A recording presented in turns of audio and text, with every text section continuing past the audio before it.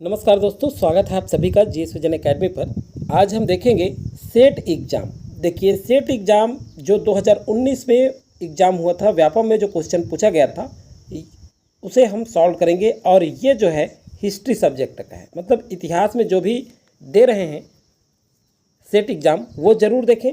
भाग 1 में हमने 30 क्वेश्चन कर लिया था, अब ये भाग 2 है। भाग 2 31 से लेकर के 60 तक करेंगे। 3 पार्ट में हम 100 क्वेश्चन पूरे कंप्लीट कर लेंगे।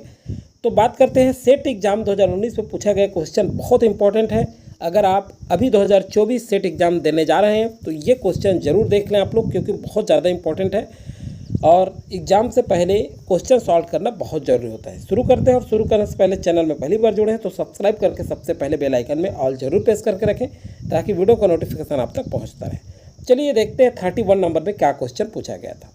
निम्नलिखित में से कौन सी इमारतें फतेहपुर सीकरी में पाई जाती हैं? देखिए क्वेश्चन, बुलंद दरवाज़ा, सलीम चिश्ती का मकबरा, पाँच महल हुमायूं का मकबरा। तो देखिए कौन कौन सा है। देखिए फतेहपुर सीकरी में पाई जाती हैं कौन सी इमारतें हैं। ये जो 4 दिया है इमारत, इसमें से कौन कौन सी इमारतें हैं जो फतेहपुर सीकरी में पाई जाती हैं। तो देखिए सबसे पहला बुलंद दरवाज़ा है, फतेहपुर सीकरी में है। और सलीम चिश्ती का मकबरा भी फतेहपुर सीकरी में है। और उसके बाद 5 महल भी फतेहपुर सीकरी में है। तो ये तीनों मतलब ABC, तो ए यहाँ पर करेक्ट आंसर होगा। ये तीनों फतेहपुर सीकरी में पाया जाता है। चलिए स्थित है। चलिए नेक्स्ट क्वेश्चन पूछा गया था, मानसार ग्रंथ निम्नांकित किस विषय की चर्चा करता है। मानसार जो ग्रंथ है ये किस विषय की चर्चा करता है। तो विधि, औषधि, चित्रकला, स्थापत्य। आपको जैसे मैं ऑप्शन लेता हूँ ऑप्शन, उसके बाद आपको भी आंसर आने चाहिए। कमेंट सेक्शन में ज़रूर कमेंट करें कि कौन सा आंसर है। तो यहाँ देखिए स्थापत्य क्या है। मानसार जो है स्थापत्य विषय की चर्चा करता है, तो ध्यान रखेंगे ये क्वेश्चन को, क्योंकि इस टाइप का क्वेश्चन पूछा गया था। नेक्स्ट है कथन है, पूर्व मध्यकाल में बंगाल एवं दक्षिण भारत में मध्यवर्ती वर्ण अनुपस्थित होता गया। अब देखिए कारण क्या था, इस प्रक्रिया में ब्राह्मणवाद के विकास का योगदान था। तो सही क्या होगा यहाँ पर, सही क्या होगा चलिए देखते हैं। सबसे पहला कथन दोनों सही हैं। पूर्व मध्यकाल में बंगाल एवं दक्षिण भारत में मध्यवर्ती वर्ण अनुपस्थित होता गया, ये सही है। और इस प्रक्रिया में ब्राह्मणवाद का विकास का योगदान था, ये भी सही है। तो RA का सही स्पष्टीकरण है, मतलब ये जो R कारण है ये सही स्पष्टीकरण है किसका, A का। तो यहाँ पर देखिए किस ऑप्शन में A R दोनों सही हैं तथा RA का सही स्पष्टीकरण है। तो A यहाँ पर करेक्ट आंसर होगा 33 का। अब चलिए देखते हैं 34 नंबर का क्वेश्चन में क्या पूछा गया। मानवतावादी इतिहास लेख विकसित हुआ जर्मनी से, इटली से, इंग्लैंड से और रूस से। तो सही आंसर क्या होगा, ये जो है देखिए मानवतावादी जो इतिहास लेख है ये इटली से विकसित हुआ। कहाँ से विकसित हुआ, इटली से। चलिए नेक्स्ट क्वेश्चन है आपका, निम्नलिखित कूट के आधार पर ब्रिटिश कालीन भारत में शिक्षा के विकास के विभिन्न चरणों का कालानुसार अनुक्रम निर्धारित कीजिए। तो देखिए कौन सा आएगा, यहाँ देखिए सर चार्ल्स वुड का आज्ञा पत्र, उसके बाद हंटर आयोग, फिर भारतीय विश्वविद्यालय अधिनियम 1904, फिर हार्टोग समिति। तो सही है ये कालानुक्रम में, तो ए यहाँ पर करेक्ट आंसर होगा। नेक्स्ट क्वेश्चन है 36 नंबर का, नीचे 2 कथन दिए गए हैं, कथन ए और दूसरा कारण आर कहा गया है। अब क्या कहा जा रहा है चलिए देखते हैं। कथन ए में है, बंगाल में स्वदेशी आंदोलन और बहिष्कार आंदोलन में विद्यार्थी और महिलाओं के अलावा कृषक भी सक्रिय रूप से भाग लिए थे। देखिए क्या कहा जा रहा है, कारण क्या कहा जा रहा है देखिएगा। कारण में बोला जा रहा है कि यह आंदोलन बंगाल विभाजन के विरुद्ध नाराजगी एक प्रभावी अभिव्यक्ति था। तो देखिए सही क्या है, ए जो है देखिए बंगाल में स्वदेशी आंदोलन और बहिष्कार आंदोलन में विद्यार्थी और महिलाओं के अलावा कृषक भी सक्रिय रूप से भाग लिए थे। तो बंगाल आंदोलन में कृषक शामिल नहीं हुए थे, ये असत्य है, गलत है पहला कथन। अब चलिए देखते हैं,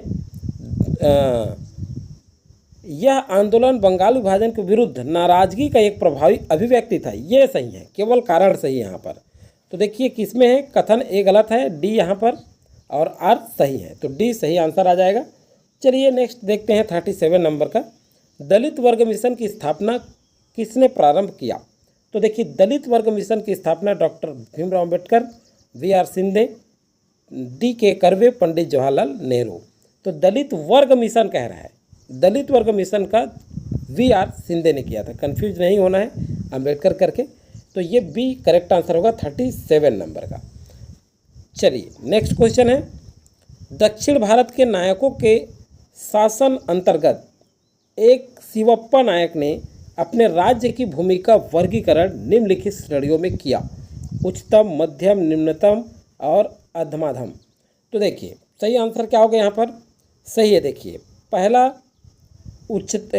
उच्चतम किया, फिर उसके बाद मध्यम किया, फिर उसके बाद ये था अधमाधमम। तो ए, बी और डी, तो ये सी में दिख रहा है ए, बी और डी, तो सी यहाँ पर करेक्ट आंसर होगा 38 का सी। मतलब दक्षिण भारत में नायक शासन के अंतर्गत शिवप्पा नायक ने अपने भूमि का जो वर्गीकरण किया था वो कैसे किए थे, उत्तमम और मध्यमम और अधमाधमम, ये तीनों रूप से वो क्या किए थे, वर्गीकरण किए थे अपने भूमि का, किसने, शिवप्पा नायक ने। तो सी यहाँ पर करेक्ट आंसर होगा। नेक्स्ट क्वेश्चन है आपका, निम्नलिखित कौन सा पुरातन लेख है जो विशेषकर कानूनी विषयों से संबंधित है। तो देखिए ये इस टाइप से क्वेश्चन पूछा जाता है, मनुस्मृति, याज्ञवल्क्य स्मृति और ललित विस्तार, नारद स्मृति। तो सही आंसर क्या होगा यहाँ पर, नारद जो स्मृति है ये पुरातन लेख है जो विशेषकर कानूनी विषयों के बारे में था, किसमें था, नारद स्मृति में। तो ध्यान रखेंगे। नेक्स्ट क्वेश्चन है आपका, भारत में पहला चलचित्र 1867 से 68 में सोहागी घाट उत्तर प्रदेश में किसने खोज किया। तो देखिए अब देखिए V.S. वावंकर, M.C. वर्किट, A.C.L. कार्लेल। तो ये A.C.L. कार्लेल ने जो है 1867 से 68 में सोहागी घाट में खोज किया था शैल चित्र का, किसने, A.C.L. किसने, कार्लेल ने। तो 40 का सी करेक्ट आंसर होगा। नेक्स्ट क्वेश्चन है आपका, निम्नलिखित में से क्या 1857 के विद्रोह का परिणाम नहीं था, कह रहा है। देखिए परिणाम नहीं था, क्वेश्चन अच्छे से पढ़ना है। कंपनी का शासन समाप्ति, 1857 का जब विद्रोह हुआ तो उसका परिणाम नहीं था, तो कंपनी के शासन की समाप्ति हुई, ये तो परिणाम था, सही है। नेक्स्ट है आपका, अंग्रेजों के राज्य विलय तथा साम्राज्य विस्तार के युग का अंत हुआ, सही है ये भी। और सिख गुरु, देखिए अब क्या कहा जा रहा है, सिख गुरखा तथा पठान सैनिकों को गैर लड़ाकू घोषित किया गया, ये परिणाम नहीं था। तो मतलब आंसर क्या आएगा, सी आएगा यहाँ पर सीधा। तो 41 का सी करेक्ट आंसर होगा। एक चीज़ देखते हैं, भारतीय राज्यों द्वारा अंग्रेजी संप्रभुता स्वीकार करना, तो ये भी था, परिणाम था। तो ये 41 का क्या आ जाएगा, सी करेक्ट आंसर होगा। नेक्स्ट आपका 1799 में टीपू सुल्तान की मृत्यु के बाद उसके साम्राज्य को किन में बांट दिया गया था। तो देखिए टीपू सुल्तान से संबंधित एक क्वेश्चन पूछा जाता है। तो यहाँ पे देखिए 1799 में टीपू सुल्तान की मृत्यु हो गई, उसके बाद साम्राज्य को किन में बांट दिया गया था। तो ये देखेंगे हम, अंग्रेज, देखिए सबसे पहले अंग्रेज, फिर उसके बाद निजाम, फिर उसके बाद मराठा, फिर मैसूर के हिंदू वंश के एक बालक। तो कूट, ये सभी के सभी सही हैं, तो ए यहाँ पर करेक्ट आंसर होगा। इतने साम्राज्य को इतने में बांट दिया गया था, किसमें, अंग्रेज, निजाम, मराठा और मैसूर के हिंदू वंश के एक बालक। तो ये चारों सही आंसर है। चलिए नेक्स्ट क्वेश्चन है आपका, ग्रीक स्रोत में चंद्रगुप्त मौर्य का उल्लेख किस प्रकार किया गया है।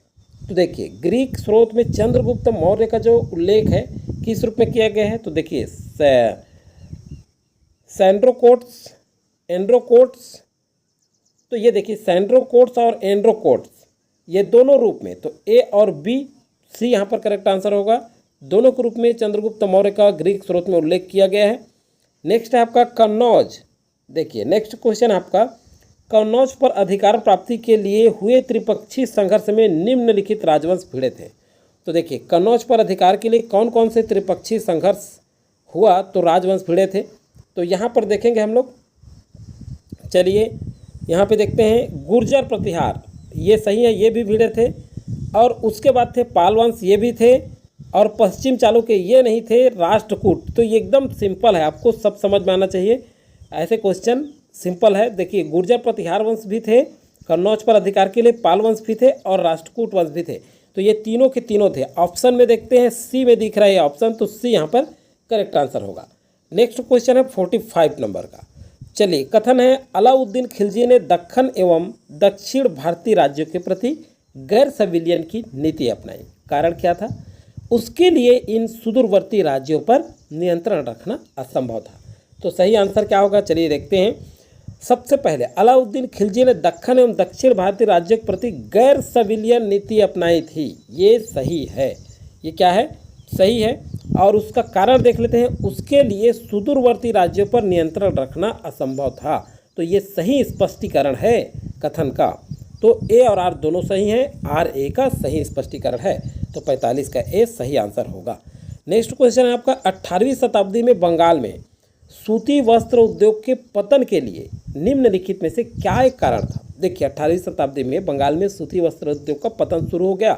उसका कारण क्या था? तो देखिए उसका कारण क्या था? उत्पादन की गुणवत्ता में गिरावट, ये कारण नहीं था।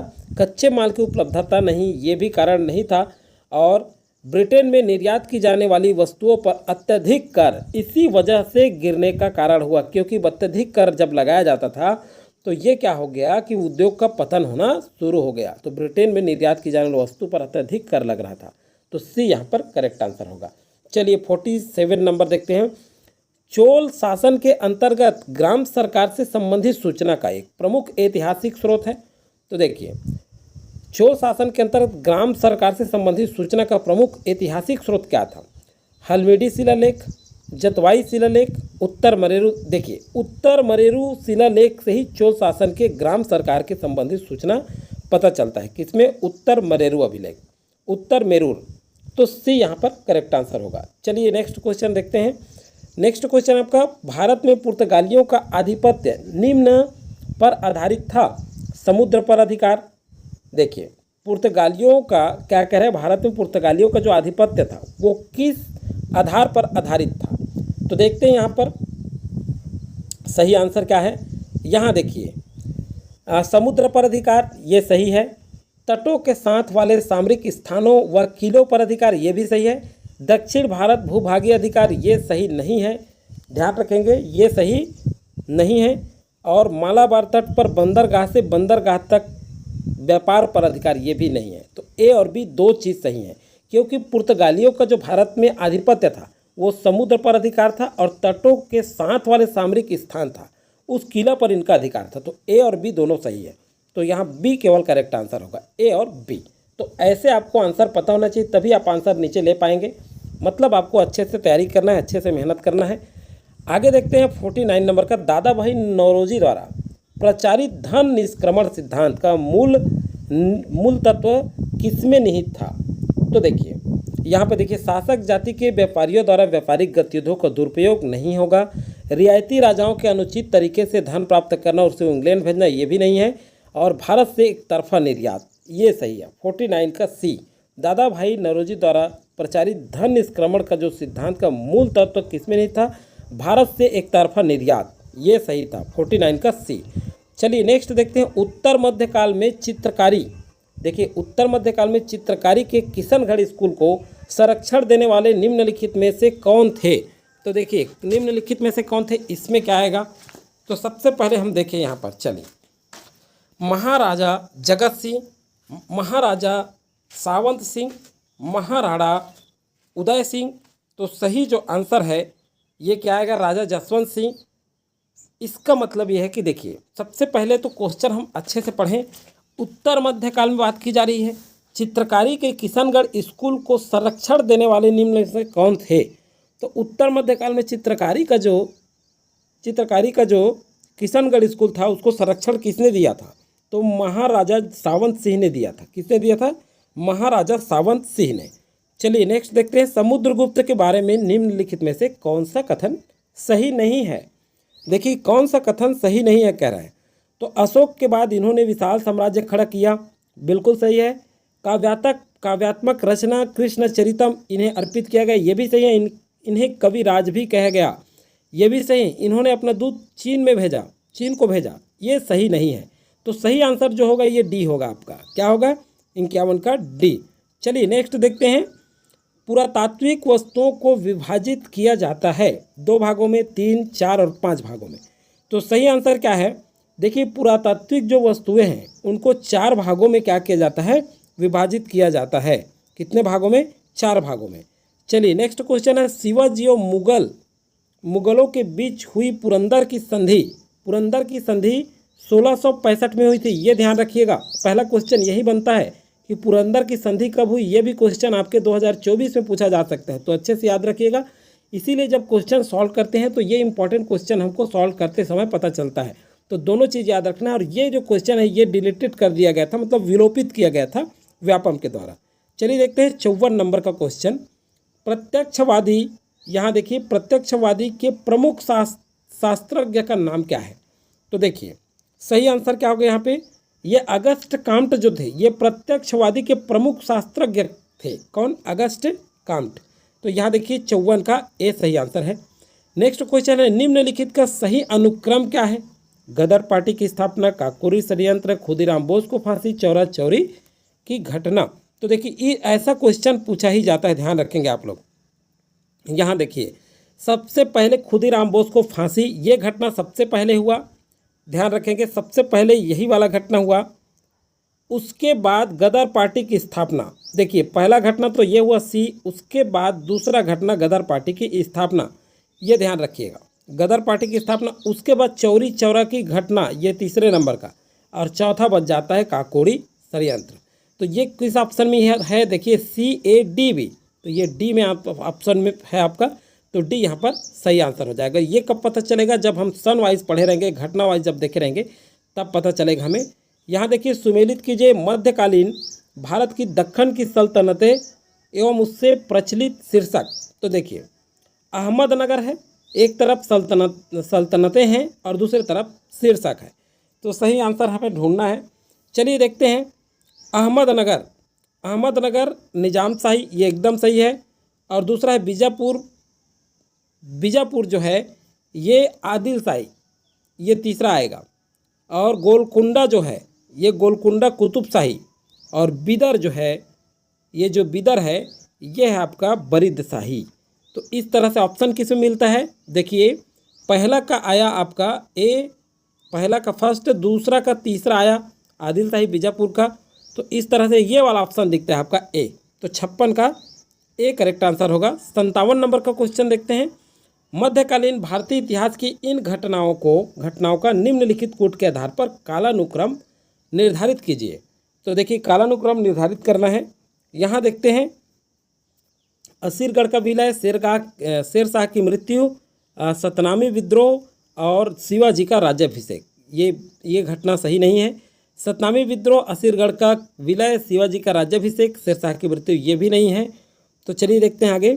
शेरशाह की मृत्यु, हाँ ये सही है। सबसे पहले शेरशाह की मृत्यु हुई, फिर असीरगढ़ का विलय जो ऑप्शन में दिया है उसके अनुसार से, उसके बाद सतनामी विद्रोह हुआ था, फिर शिवाजी का अभिषेक हुआ था। तो सी यहाँ पर करेक्ट आंसर होगा।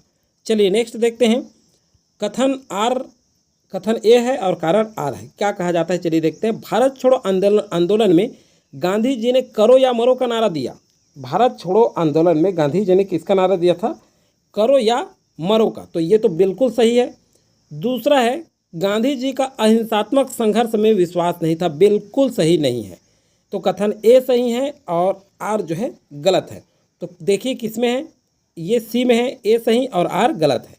क्योंकि अहिंसात्मक संघर्ष में विश्वास रखते थे और नहीं रखते थे, ऐसा दे दिया है कारण।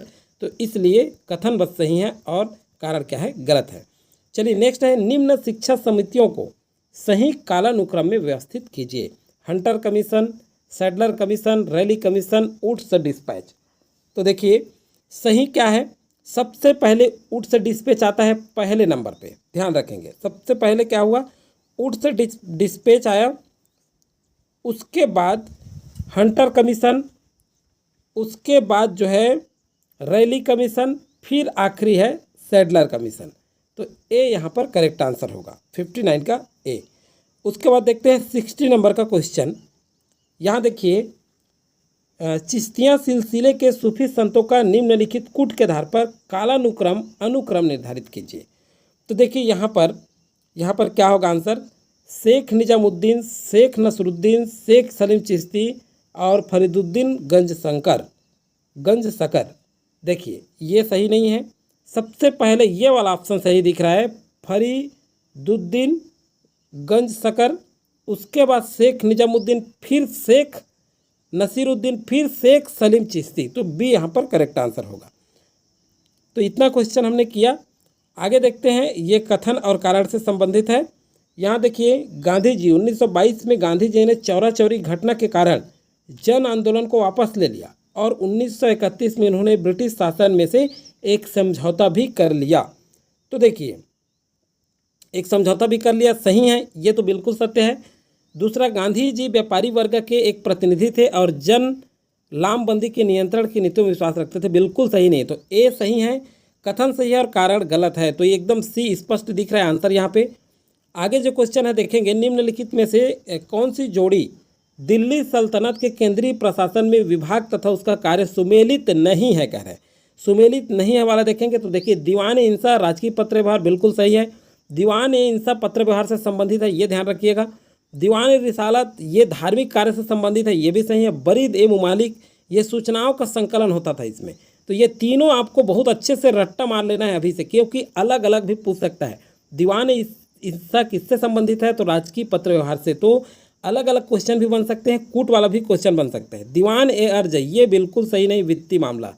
तो 62 का डी यहाँ पर सही आंसर होगा। चलिए 63 नंबर का क्वेश्चन देखते हैं, निम्नलिखित में से कौन सा कथन सही नहीं है। तो देखिए, चलिए देखते हैं।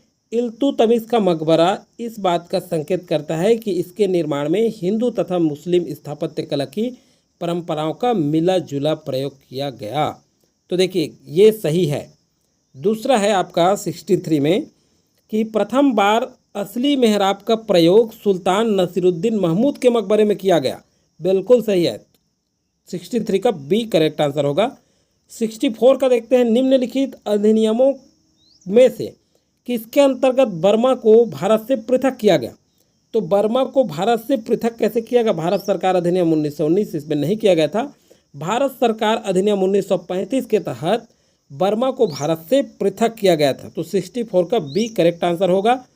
चलिए नेक्स्ट देखते हैं आपका, निम्नलिखित, यहाँ देखिए, निम्नलिखित में से कौन सा प्रावधान 1909 के भारतीय परिषद अधिनियम में सम्मिलित था। 69। तो देखिए यहाँ पे क्या आंसर आएगा, 69 नंबर का क्वेश्चन। यहाँ देखते हैं, मुसलमानों के लिए पृथक निर्वाचन क्षेत्र की व्यवस्था, विधान परिषद अधिकारों में वृद्धि, कार्यकारिणी परिषद के भारतीयों की नियुक्ति, उपरोक्त सभी। तो सही है, सभी सही है। 1909 के भारतीय परिषद अधिनियम के बारे में ये तीनों चीज़, तीनों कथन सही है। तो इस तरह से है, 69 तक हमने कर लिया। आगे जो है और जो क्वेश्चन बचा है उसे हम अगला वीडियो में करेंगे। और ये वीडियो को आप अधिक से अधिक शेयर करना बिल्कुल नहीं भूलिएगा, सारे लोगों को शेयर कर दीजिएगा, ताकि वो भी जो सीजी सेट एग्जाम में सम्मिलित हो रहे हैं वो भी इन क्वेश्चन को जरूर देख लें। तो चलिए आज की वीडियो में फिलहाल इतना ही, मिलेंगे नेक्स्ट वीडियो में नई जानकारियों के साथ।